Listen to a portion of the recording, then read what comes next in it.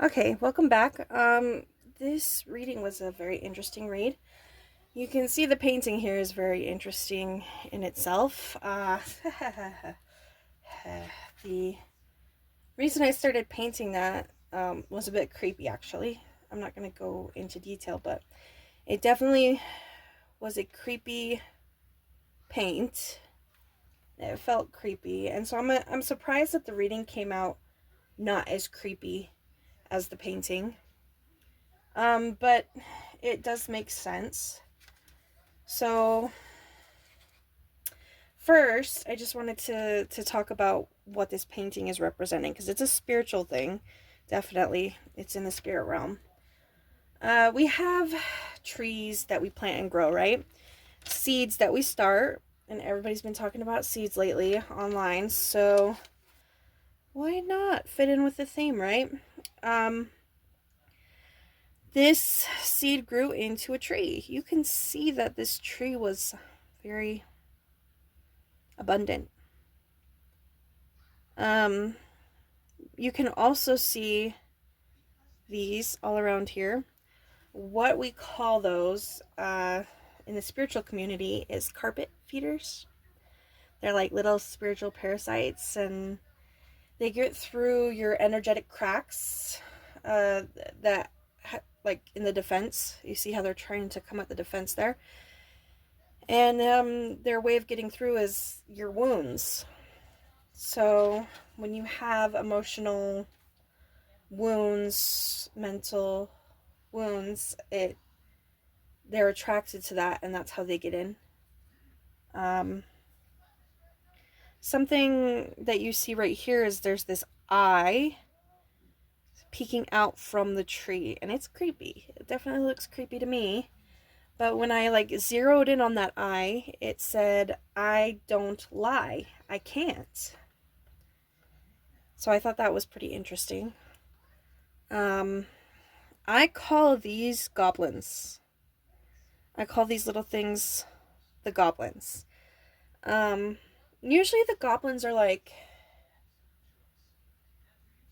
bad things that people have sent your way through their own bad emotions and their own bad actions.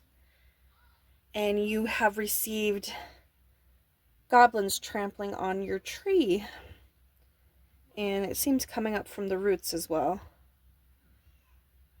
to get to your center. You can see, like, the white is your spiritual protection. So you can see that you have spiritual protection up that's trying to protect you. But these goblins are finding a way around it and coming to your center. Um, it seems that their focus is getting to that eye, but they can't seem to completely break through. Now, the first card that I drew was this one. Now, this one, I'm just going to read this card because it kind of explains the situation a little bit. So, this is called the Blackout card. You never came for me. I waited in the strongest storm, the darkest night. Emptiness is all you gave. My heart left, never to return. We don't always see things clearly when we care so much about someone, especially if we're trying to look for the truth through the fog. Your weather conditions have not been favorable, and so it leaves you wondering, will the sun ever shine again? Perhaps you've been left alone in the cold for too many stormy nights. If so, it is time to find your light. Things are not as you wanted, so depending on your level of devotion, it might be hard for you to admit or talk about it with others. You could also be in denial, or maybe you've chosen to cover up a situation to protect this other person. Ask yourself why. Would they be as loyal to you if the circumstances were reversed? Even when you give love with good intentions, you still cannot control the amount of dedication you will get in return. There are givers and then there are takers. Sadly, someone you may trust with your heart could be the very one to ultimately disappoint you when you need them the most. Now is the time to let go of those who give far too little and take too much. Relationships should be a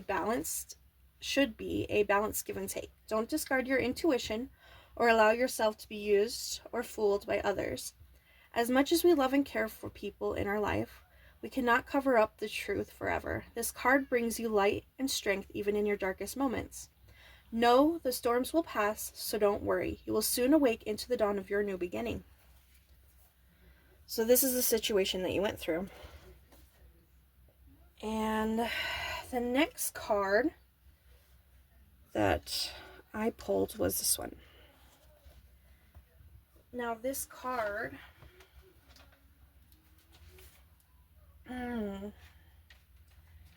it is called the Rock. And from what I got from this card, is it's not easy being a good friend or being a good family member or being a good anything, especially nowadays. And it's especially when someone has done something like so hurtful that you have to be the one to choose to rise above the pain, even though you weren't the one that caused the pain. It's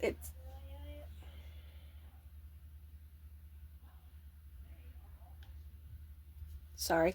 It's time to listen to your heart and find it in yourself that your devotion and loyalty, that they're not something that should be overlooked or taken advantage of.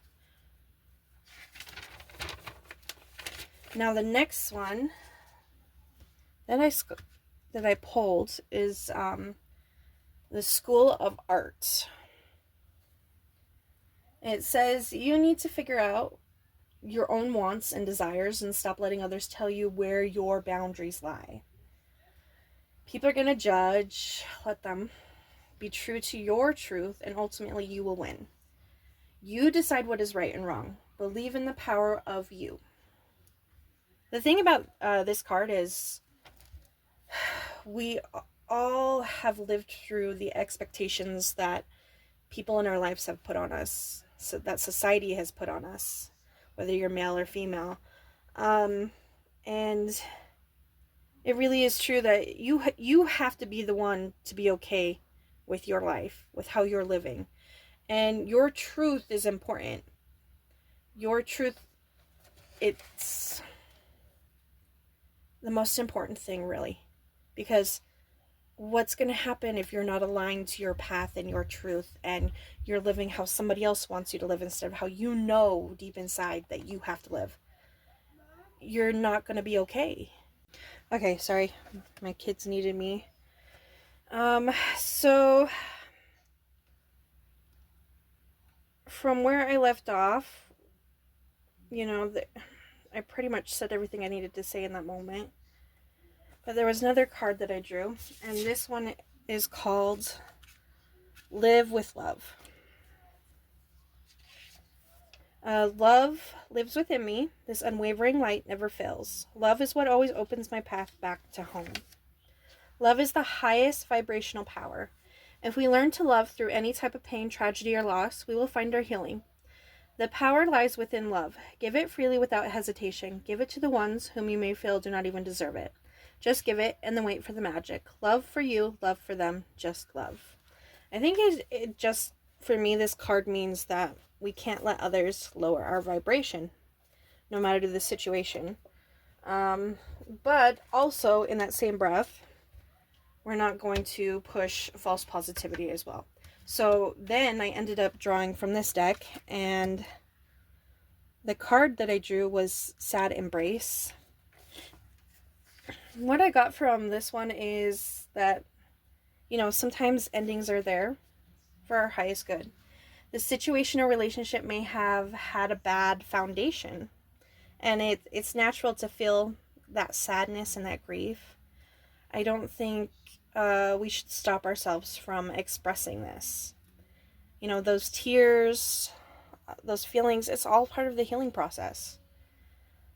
Then I drew Commitment in Reverse. And Commitment in Reverse is like, I think it just meant to say that it's not the time to make a commitment. It's not the time to do any of that. You have to stop and assess and break from the things that no longer align with you.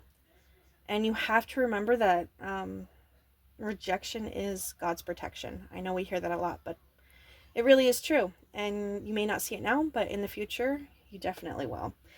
Okay, so the Golden Palace. There is always enough. The Golden Palace card represents a good fortune, ambitions fulfilled with wealth and prosperity.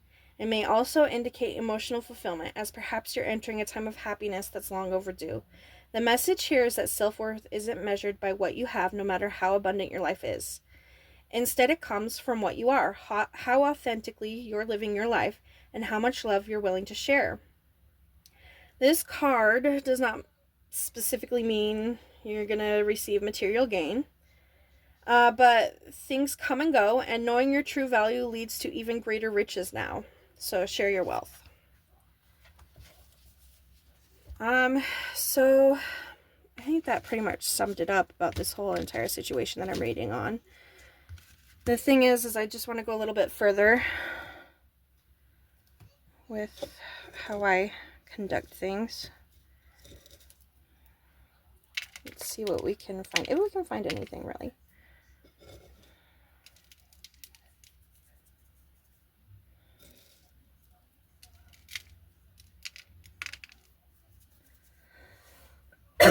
Sorry.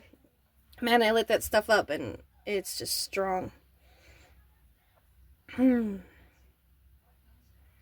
Let's see.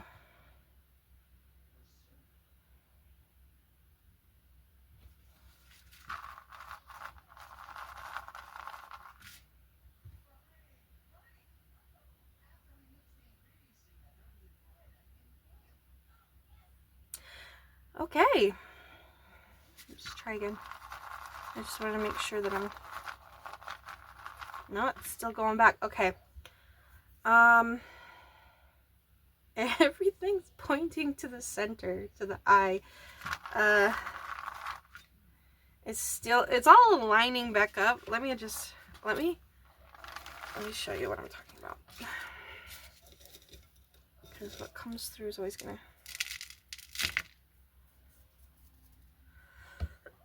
Like I said, that stuff is strong.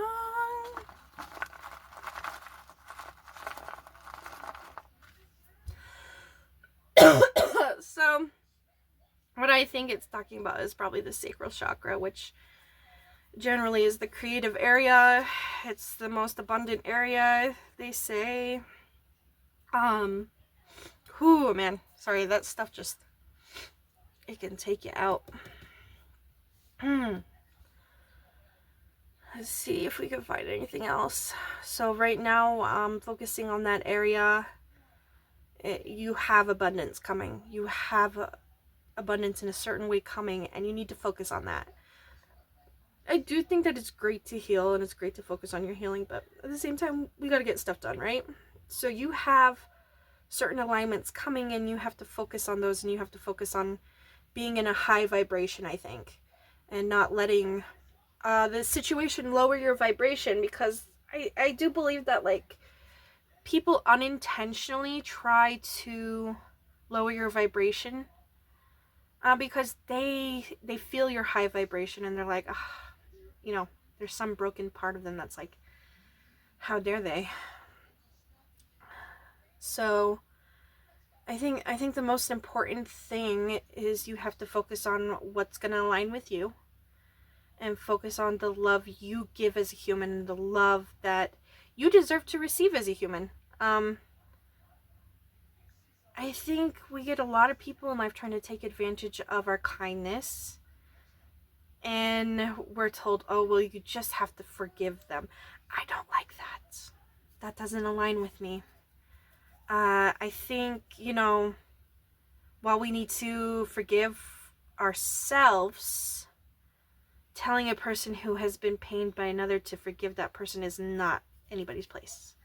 I think we have to come to a place of forgiveness within ourselves about how we let ourselves get mistreated in that situation. I think that's the most important thing that we can do, is focus on ourselves and our inner work. Not the other person, we just have to understand that that person has something going on inside of them. They're broken.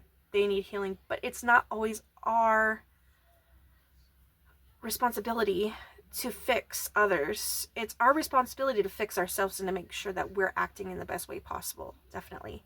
And that we're not coming from a broken place.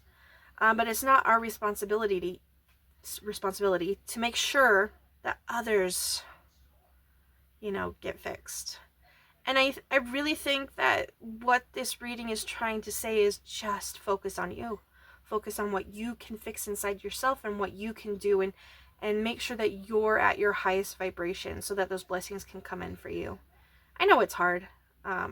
Sometimes it seems like this never-ending thing of like people pushing you past your breaking point and you've given a lot, and then they turn around and they betray you and they treat you a certain way. But the best thing that you can do in that situation is just to focus on you. Focus on your healing, focus on your abundance, and you're allowed to express yourself through this healing process. Just remember that. And what comes out of that, usually is something very beautiful. And I hope whoever this reading is for, I hope everything works out to your highest good. I really do, because situations like this, they suck. Let's be honest, they suck. Yeah, I hope everything works out. To say these things in the name of Jesus Christ, amen.